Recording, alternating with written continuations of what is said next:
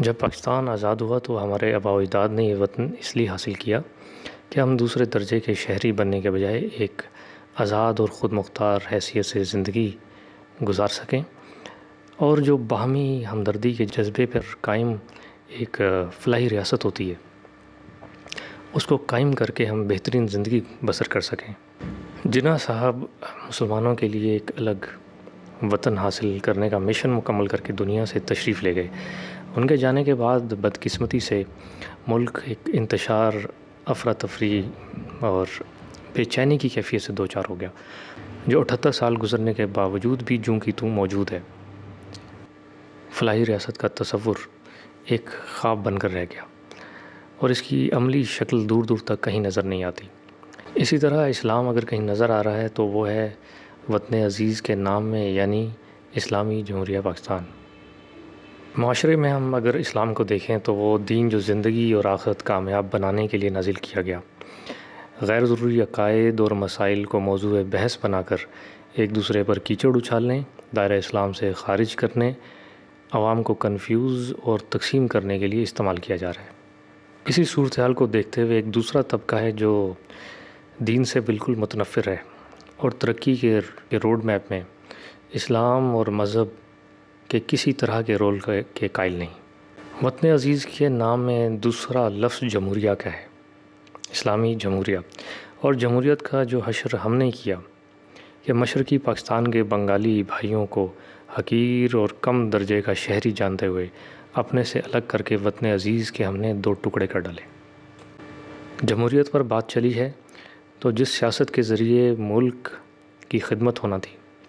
اس کا مقصد صرف کرسی کے حصول کے لیے ہر حربہ استعمال کرنا، اور سیاست کا مقصد اپنے آپ کو وقت کا مسیحا اور اپنے مخالف کو وقت کا فرعون ثابت کرنے میں اپنا تمام پیسہ، وقت، انرجی ضائع کرنا ہے۔ ملک کے حالات کا عمومی جائزہ لیا جائے تو تقسیم در تقسیم نظر آتی ہے۔ سیاسی تقسیم،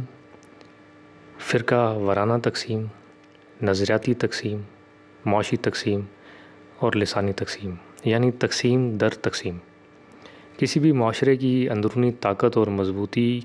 اس کے انصاف کے نظام پر منحصر ہے۔ معاشرتی مساوات کو یقینی بنانے کے لیے عدالتی نظام ہوتا ہے،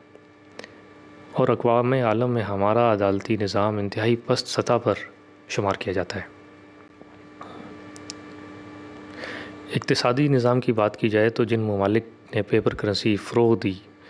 وہ اب اپنی معیشت کی مضبوطی کے لیے سونے کے ذخائر بڑھانے میں مصروف ہیں، جبکہ ہم کاغذی کرنسی کے نظام پر ہی مطمئن ہیں۔ ربا یعنی سودی قرضوں کا نتیجہ یہ نکلا کہ ہماری ملکی کمائی یعنی ریونیو کا میجر پرسنٹیج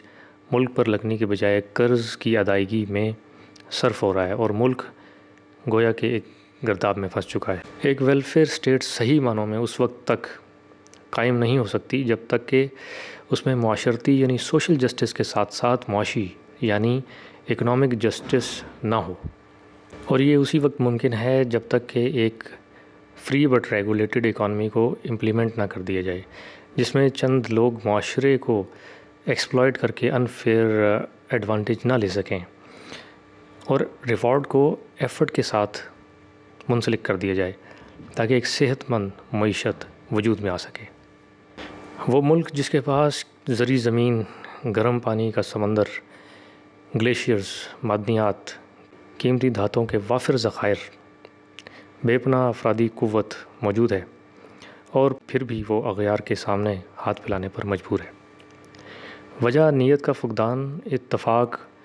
اور نظم و ضبط کی کمی ہے۔ یہی وجہ ہے کہ دنیا کا چھٹا بڑا ملک ہونے کے باوجود انٹرنیشنل لیول کے اوپر ہمارا کوئی تجارتی ادارہ موجود نہیں ہے جو غیر ملکی ملٹی نیشنل کمپنیز کو کمپیٹ کر سکیں۔ ان شدید مسائل سے دوچار، تقسیم در تقسیم کی شکار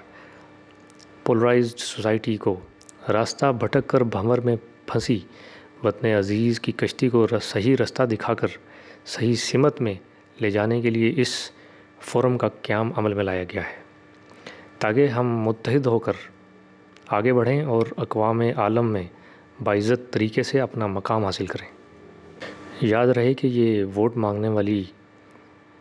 ایک اور سیاسی جماعت نہیں ہے، بلکہ پاکستان کو یونائٹ کر کے ریفارم کرنے کی تحریک ہے،